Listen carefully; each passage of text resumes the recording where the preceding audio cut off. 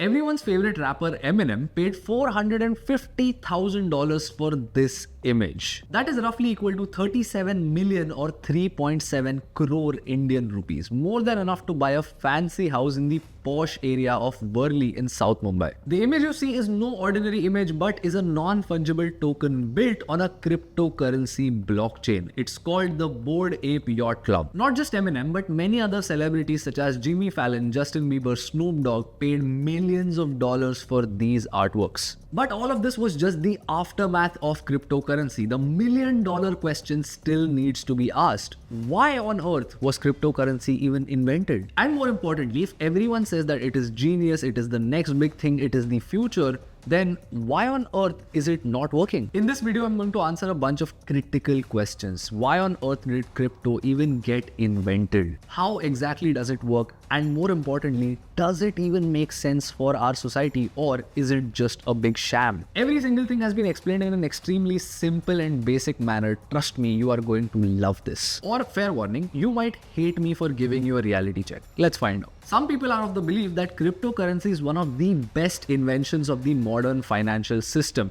However, other people believe that it is one of the best executed scams out there. And as someone who has invested money into cryptocurrency, I am starting to think that it might be a scam. Okay, real talk. As I studied more and more about cryptocurrencies, I started coming to the conclusion that an idea can be absolutely fantastic and genius, but still be terrible for society. Let's understand why. And to do that, you need to go back in time to the year 2009. So back in the year 2009, an unknown person by the name Satoshi Nakamoto decided to create a currency which was truly decentralized. Now, what does this word mean? In the present time, any form of transaction is entirely centralized. Let's say you use cash, and that cash is controlled by the central bank of your country. If you use a credit card, then that credit card's network is controlled by your credit card issuing company. If you happen to be in India and you use our very popular unified payments interface, then that too happens to be controlled by the government. So there were a set of people who weren't happy with this idea of transactions being controlled by any central entity, because they thought that if an entity controls the way we transact, then that entity has the ability to control us. I mean, think about it, right? Your bank has some degree of control over you. If it wanted, it could start bullying you by disabling certain things in your account. If the bank thought that you weren't keeping enough money with their accounts, they could say that, you know what, if you want to use your card, if you want to use UPI, you need to start maintaining at least 50,000 rupees every single month. Which said that banks absolutely hate the concept of cash, because every time you use an online mode of transaction, they make a bit of money. This is called as exchange or a merchant discount rate. Consider a very simple example. If you use your card and buy groceries worth 100 rupees, then the bank actually makes 2 rupees from that transaction. The shopkeeper would only receive 98. Now let's say the shopkeeper uses this 98 rupees elsewhere and makes an online transaction, then the other shopkeeper would only get 96. And this cycle would continue if the other shopkeeper uses these 96 rupees, and the cycle goes on for another 97 to 98 times. Then the system would only be left with 13 rupees. Everything else would have been earned by the banks in the form of fees. Similarly, if you look at governments controlling currencies, then governments can inflate a currency anytime they like. I mean, just take a look around you. 100 rupees today can buy you maybe 3 or 4 items at a grocery store, but 20 years ago it could buy you maybe 30 or 40 items. Point being, Satoshi was someone who absolutely hated any form of control on transactions that governments and financial institutions exerted, and that is why he created a currency that was entirely decentralized, meaning there was no entity that controlled it, not even himself. Okay, honest confession, why am I making this video? Especially when I stand to lose a bit of money if cryptocurrency fails. In fact, even my father would lose that money because he too has invested in it. The only reason being, I want to pique your curiosity and help you understand how this market works, and probably answer some questions in the process. And if you think I've been successful in doing that so far, consider subscribing to the channel. Okay, before I tell you why I'm starting to believe that Bitcoin might be a scam, let me first explain how this decentralized thing works. So let's say that you and your friend have a bank account in the exact same bank, and you happen to send your friend 100 rupees. Now, the onus is on the bank to make sure that the record for this transaction is maintained, and more importantly, it is accurate. Now, the bank has to debit or deduct your account by 100 rupees and credit or add to your friend's account by 100 rupees. Let's say that they debit you by 150 rupees and credit your friend by 120 rupees. That is an obvious mistake. Now, while it doesn't happen as much in the real world, it is a very real possibility because the bank controls every single thing here and the bank is responsible for maintaining that ledger. So how would the system work if there is no bank or no central entity to ensure that everyone gets their fair share and that everyone's transactions are accurate? This is the vision that the creator of Bitcoin had in mind. He wanted to ensure that every single person is able to transact. These transactions are verified, they're true, and there is no central body to govern them. But the challenge still remains. How does that work? You'll be shocked to know how simple it is to understand. Let's just say that there is a classroom and every single person has a notebook which has a ledger of all the transactions that happen in the classroom. Now, you are a part of this classroom, so is your friend. This classroom has absolutely no teacher to govern or control anything. And you decide to give 10 rupees to your friend. When you make this transaction, you scream that, hey, I'm giving 10 rupees to my friend. And as soon as this transaction happens, every single person in the classroom updates their ledger in real time that you have given 10 rupees to your friend. Every single person makes that change in their notebook as soon as the transaction happens. And now let's say that you want to make it look like you're very generous and you gave 1,000 rupees to your friend and not 10, and you change it in your ledger that you gave 1,000 rupees and not 10 rupees to your friend, it still won't make a difference because every single person in the classroom has the exact same record of the transaction that you made with your friend.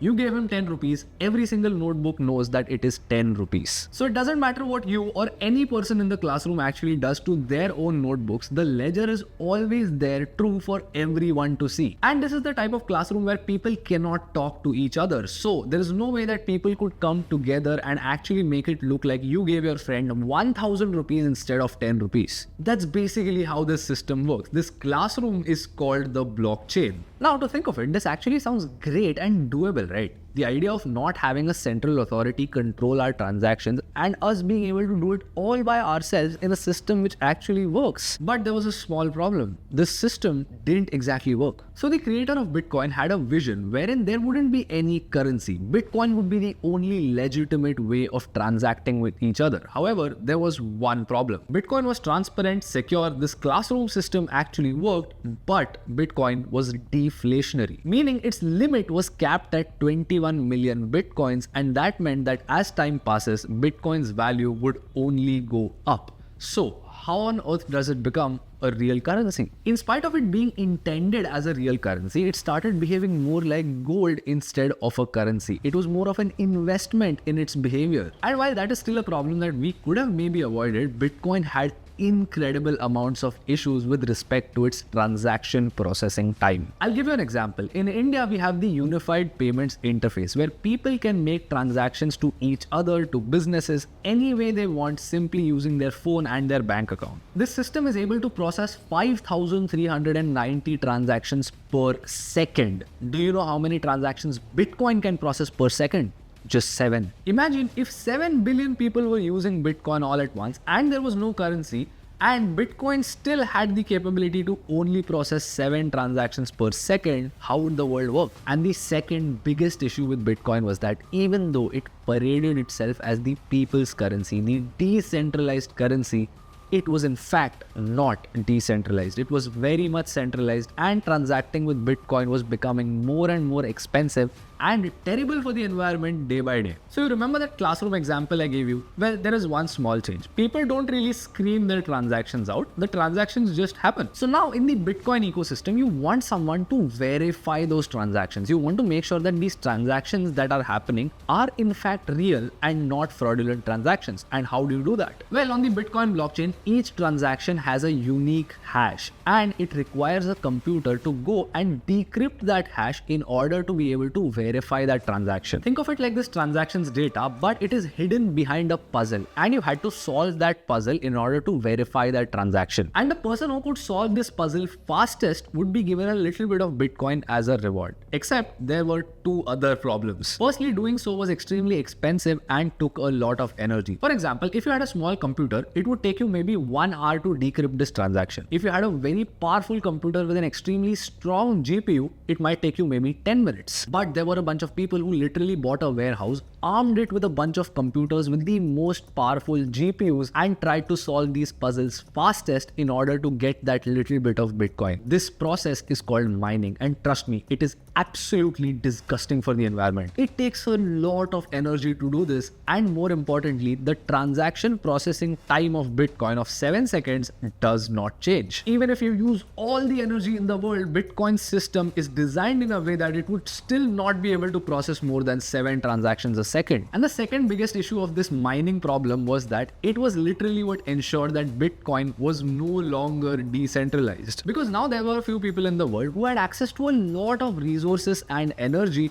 and these people were able to control most of the Bitcoin mining that was happening in the world. Now, tomorrow these people wanted, they could just come together and control the rate at which they are mining these Bitcoin. And since Bitcoin is deflationary in nature, the reward that you get for mining Bitcoin just goes lower and lower each year. Now, Bitcoin has a fixed supply of 21 million coins. What happens when we reach that supply and there are 21 million Bitcoins in circulation? The creator of Bitcoin ensured that Bitcoin mining would stop as soon as we hit 21 million Bitcoins. So the question has to be asked, if I am Bitcoin mining and I am not getting a reward for solving these transactions, how do I make money? Transaction fees. And if a small group of individuals control most of the Bitcoin mining that happens in the entire world, don't you think that they would be able to charge any transaction fees that they like? In fact, look at the present day scenario. The Bitcoin network is so congested that the transaction fees have grown 148% over the past 1 year alone. So the whole idea and vision of Bitcoin being the people's currency and it being decentralized to the core was nowhere to be seen. It literally became the very thing that it swore to destroy. But you know what's even more f***ed up? Smart money had taken whiff of Bitcoin as all of these things unfolded,